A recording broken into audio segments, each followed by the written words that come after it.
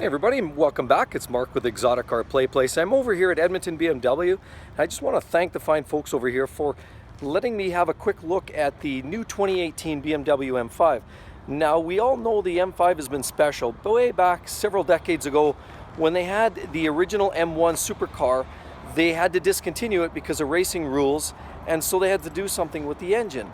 Well, that started this whole idea of the wolf in sheep's clothing, the creation of the BMW M5. That has since then been a constant evolution to the point where we're at here today, and I want to just share with you some of the specifications of this car. It is just amazing. We've been for several drives in this machine, but here let's take a look, and I'm going to talk to you about some of the interior upgrades or performance upgrades over the last generation cars.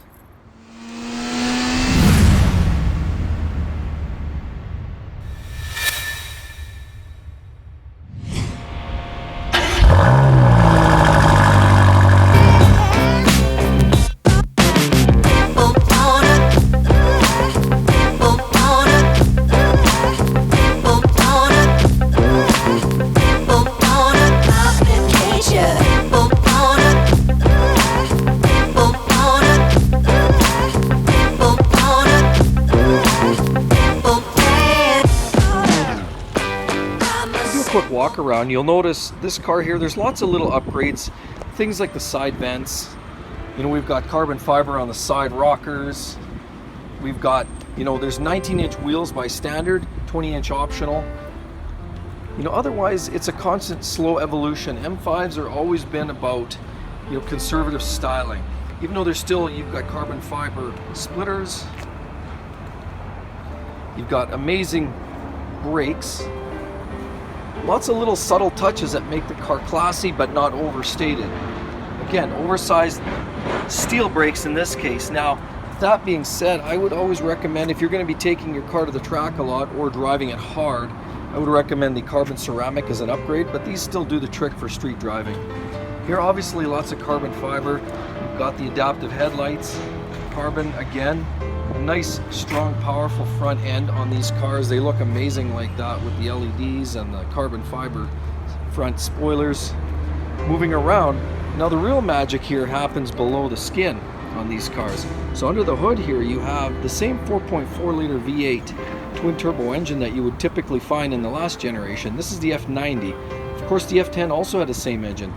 But this car produces actually 600 horsepower and 550 foot-pounds of torque, so it's up about 50 horsepower and up about 50 foot-pounds of torque. And that is largely due to the fact that this car has an increased boost pressure applied to it. So this one's running at about 24 psi versus the last car, the F9 or the F10, with 21 psi of boost. Now, another difference here. This car here has an 8-speed ZF automatic transmission, which makes the car extremely user-friendly around the city. It's not a difficult car to drive. As a matter of fact, the torque converter picks up very quickly, so it does feel very sporting. It doesn't feel like a sloppy automatic transmission. In fact, it's very, very sporty, and you're hard-pressed to find a need for a dual clutch, which actually happened to be the transmission in the last car. As well, a 6-speed manual was also available in the last car. That is no longer available in these cars. But again, you don't generally miss it. This car drives exceptionally well with the auto. The other thing, the big key factor in these cars now that it's been upgraded, the first for an M car ever, other than the X cars like the X5 or X6, but the first for any M sedan or two-door car happens to be the fact that they are utilizing all-wheel drive. This car is, although strongly rear biased, so the majority of the power goes to the rear wheels under slip conditions, there is still a constant output from the rear wheel or from the front wheels that give you the extra four-wheel drive traction that you actually need for some poor driving conditions.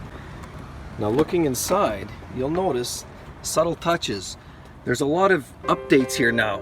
You've got the M1, M2 flashy red buttons, which allow you to preset hundreds of different combinations of performance settings. Of course, that's all configurable through your M drive system. as well as the buttons on the dash. You can adjust your damper settings, steering settings, throttle inputs. Everything's fully adjustable on this car, and there are dozens, hundreds of actual combinations of performance settings for this car. Now if you look at the styling on the side of the exterior here, it's a little more aggressive than even the F90, more proportionate with the E60 in terms of size overall. Look at the humps on this car, beautiful, absolute beautiful finishing. Lots of carbon fiber like the lip on the back trunk lid, beautiful, as well as the side skirts, lots of carbon fiber to show its quality. And then we talk about mirrors and some of the other accents that indicate this is a special car. Look at the rear spoilers. We've got carbon fiber, some pretty slick exhaust, and the spoilers and the extra accents on the rear bumper show real attention to detail. Look at the M buttons, new for this year. How about the rest of the interior? Very, very high quality overall. Lots of leather. You've got your stitching for M cars.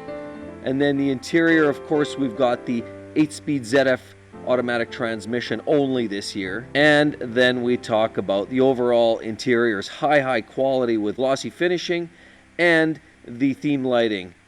Then we have the M themed seat belts as well, wrapped right next to the high quality leather seats.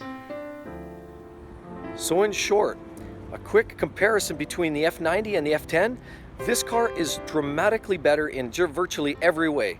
It's more refined, it drives better, it's quieter when you want it to be, but it does actually have more of a burble on the exhaust when you want it to be. So when you're in the sport mode, it does allow you to get more exhaust noise out of it. As well, the power is absolutely immense. Right to about one. Very, very quick. There's nothing from the M cars in the past even compare remotely to this performance.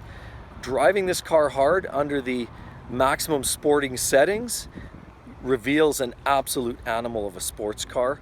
So this is not your average garden variety sporty vehicle or family sedan, as some people like to kind of call it.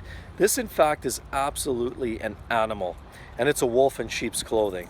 So everybody, I hope you enjoyed that quick review, basically summarizing some of the key differences between the new F90 and the previous generation F10. So thanks again everybody, Mark here again, checking out with Exotic Car Play Place. Thanks again, we'll talk to you soon. Bye-bye.